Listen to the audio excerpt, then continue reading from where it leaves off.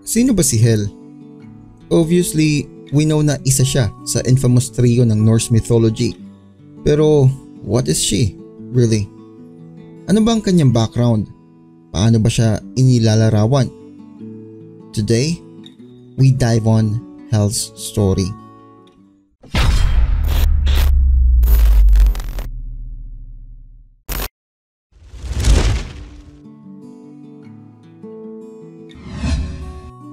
Inilalarawan si Hel bilang isang sakim, mapang-api at walang pakialam sa mga nilalang, buhay man o patay.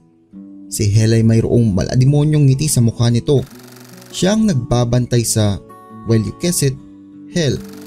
Si Hel ay half blue-black at half flesh ang kulay ng balat nito. Pag nagkakaroon ng matinding kalamidad o sakuna, si Hel ay aalis ng kanyang kaharian para pumunta sa lupa. Nakasakay ito sa kanyang kabayo na may 3 paa kung saan naghahanap ito ng mga nakaligtas at dadalhin niya sa kanyang kaharian.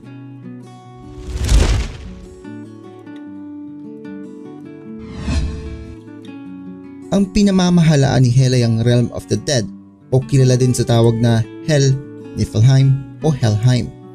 Ang Hel ng Norse mythology ay malamig at madilim.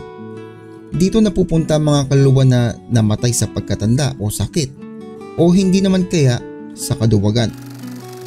Ito ang opposite ng kaharian ni Odin kung saan bukas ang pintuan nito para sa mga kaluluwang namatay sa pakikipaglaban. Ang kanyang kaharian ay binabantayan ng isang Hellhound na sa tuwing may bagong tao o kaluluwa na papasok sa kanyang kaharian ay aalulong ito.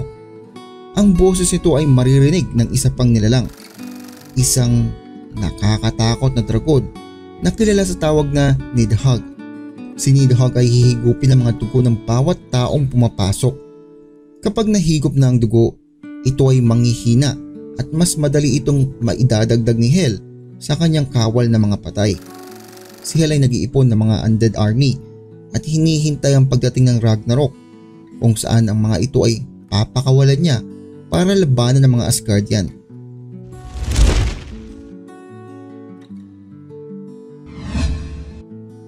Pinatawag ni Odin ang mga anak ni Loki.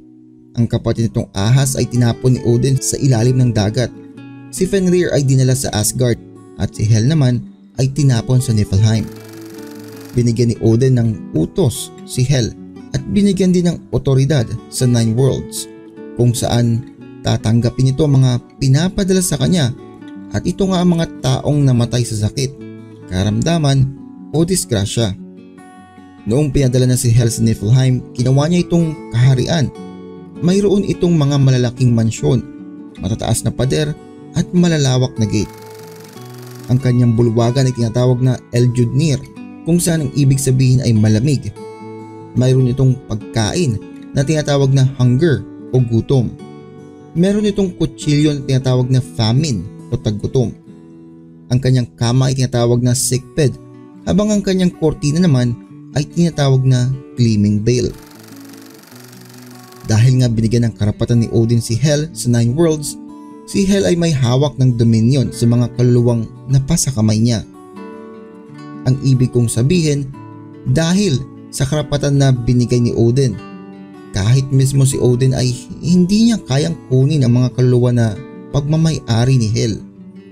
Kaya kapag sinabi ni Hel na hindi niya papakawalan ang isang kaluluwa, walang magagawa mga Asgard gods patungkol dito. Which brings me to her story. Sa totoo lang, kaunti lang ang impormasyon patungkol kay Hel sa mythology. Kagaya nga ng sinabi ko, once Hel has the soul, siya na ang may-ari nito. Pinakita ang kanyang kapangyarihan sa isang pagkakataon kung saan si Baldur, anak ni Odin, ay namatay at napunta sa mundo ni Hel. Pero Lord, wait lang. Hindi ba si Baldur ay God? So dapat sa Valhalla siya mapupunta. Well, technically boss, totoo na God siya. That is true, pero again, ang Valhalla is for the bravest souls. Ang mga namatay sa battlefield o ang mga pinadala ng mga Valkyries para mapunta sa Valhalla.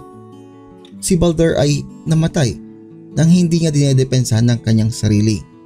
Wala nga siyang hawak na espada nung namatay ito. So in a sense, hindi siya kasama sa mga honored death. But I digress. Balik na tayo sa story. Teka, asa na nga ba tayo? Ayun nga, namatay si Baldur dahil sa kagagawa ni Loki. Walang nagawa si Odin sa pagkamatay ng kanyang anak. Hindi niya ito napigilan. Rules is rules. Dahil sa pagkamatay ni Baldur, ang mga Aesir gods ay nalungkot. Kaya't ang kanyang kapatid na si Hermod ay pumunta sa Helheim. Subalit, hindi ito basta-basta makakapasok doon dahil ang Helheim ay delikado. Kaya sinakyan nito ang kabayo ni Odin na si Sleipnir. Sa loob ng 9 na gabi, naglakbay ito sa Helheim. Dito natagpuan niya si Baldur at kinaumagahan ay pumunta kay Hel at nagsumamo na payagan si Baldur na bumalik sa kanila sa Aesir. Ayon kay Hel, papakawalan niya lang si Baldur kung ang buong mundo ay magluluksa sa pagkawala nito. Agad na bumalik si Hermod sa Aesir at sinabi ang kondisyon ni Hel. Ang mga Diyos naman ginawa ang kanilang makakaya. Lahat ng Diyos, mga tao, pati kalikasan nagawang ipagluksa si Baldur. Subalit merong isa na hindi pumayag. Isang matandang higante na ayaw magluksa sa pagkamatay ni Baldur. Ito ay si Thok. Pinaniwalaan na si Thok at si Loki ay iisa lamang. Dahil nga may isang tumanggi, walang nagawa ang mga Diyos ng Asgard kundi irespeto ang kondisyon at hindi pinakawalan ni Hel si Baldur. Oo nga pala, additional info mga boss, ang asawa ni Baldur na si Nanna ay namatay din dahil sa kalungkutan at na-reunite ito kay Baldur sa Helheim.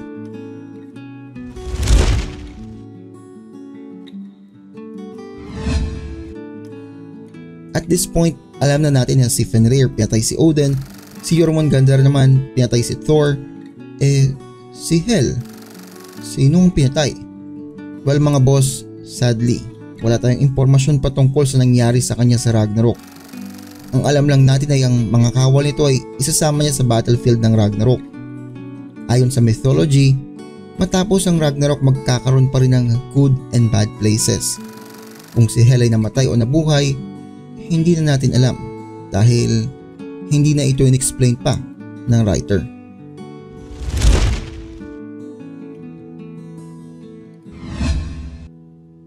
Dito na muli tayo sa meaning, so let us analyze kung si Hel nga ba ay talagang masama o sadya lang hindi siya inintindi.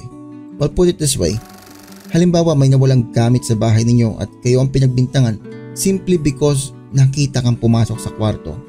Hindi ba nakakayamot yun? That is what Hel experienced, albeit worst. So let us consider what happened. Nung namatay si Baldur, nagkaroon ng exposure ang pangalan ni Hel, pero ayon sa mythology, hindi niya trinato si Baldur bilang isang bilanggo. Bagkus, winelcome niya pa ito at pinaghandaan, pati na rin ang asawa nitong si Nanna. Sa katunayan, noong pumunta si Odin sa Helheim para questionin ang isang mangkukulam, tinanong si Hel kung bakit ang kanyang bulwagan ay maliwanag. Sinagot siya ni Hel na ang mga alak ay hinanda para kay Baldur. Second point mga boss, noong hiniling ni Hermod na kuhanin ang kapatid niya, hindi niya rin pinaatake si Hermod sa kanyang mga kawal. Bagkus pinabayaan niya ito. Take note mga boss, nasa mundo siya ni Hel, so kahit ano pwede niyang gawin pero hindi niya ito ginawa. And I get it. Siguro iniisip nga ni Hel ang repercussions pero still, kahit papano, hindi niya pinahirapan si Hermod. Next is the request of Hermod. Walang ibang hiniling si Hel, kundi ang patunayan talaga na karapat dapat pakawalan si Baldur. At gagawin niya ito ng walang alinlangan. Obviously, ang kanyang tatay na si Loki ay may ibang ideya.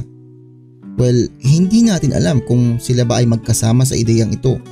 Pero personally, ang opinion ko walang alam si Hel sa plano ng kanyang tatay. Oo, gumawa siya ng hukbo, sabihin na natin yan, para pag dumating ang Ragnarok ay mapalaganap niya ito sa battlefield. Pero think of it, ginawa niya ba ito dahil gusto niya o ginawa niya ito dahil sa paghihiganti? Another point mga boss, pinabayaan niya si Baldur na kung tutuusin pagmamay-ari niya na ito at pwede niyang isama sa kanyang kawal at paglabanin ng mga Aesir gods. Pero pinabayaan niya ito para pagkatapos ng laban ay mayroong magre-rebuild ng mundo.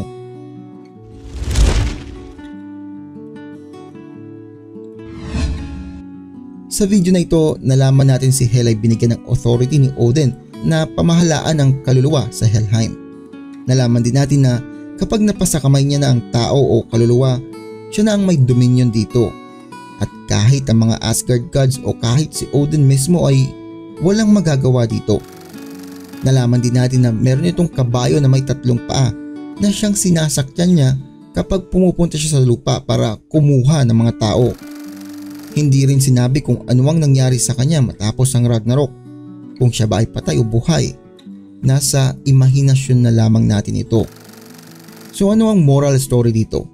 Well, for one, do not judge the person by its look or ethnicity. Hindi porket anak siya ng isang masamang tao masama na rin agad ang taong ito. Kahit anong itsura niya, kahit anong kapangyarihan meron siya, hindi niya ginamit yon at pinakita niya ang kabutihan niya sa Diyos ng Asgard na si Baldur. Lahat silang 3, there were no accounts na onset masama na agad sila o pumatay o gumawa ng karumal-dumal. They were forced to. Hindi sila binigyan ng chance na ipakita ang kanilang totoong kulay. Sure, sasabihin na nating gagawa siya ng masama pero it will just be a small fire na kaya pang lipulin. Bagkus ang ginawa ni Odin ay mas lalo niyang pinalala ang apoy.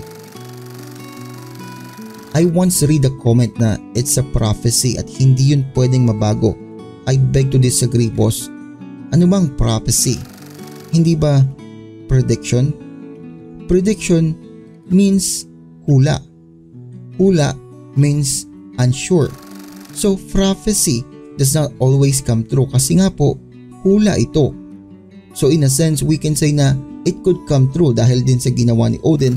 It could also be false kung hindi agad tumalon sa conclusion si Odin. That's just my opinion on the 3 driving force of evil sa Norse mythology. Sana may natutunan kayong bagong impormasyon sa video na ito.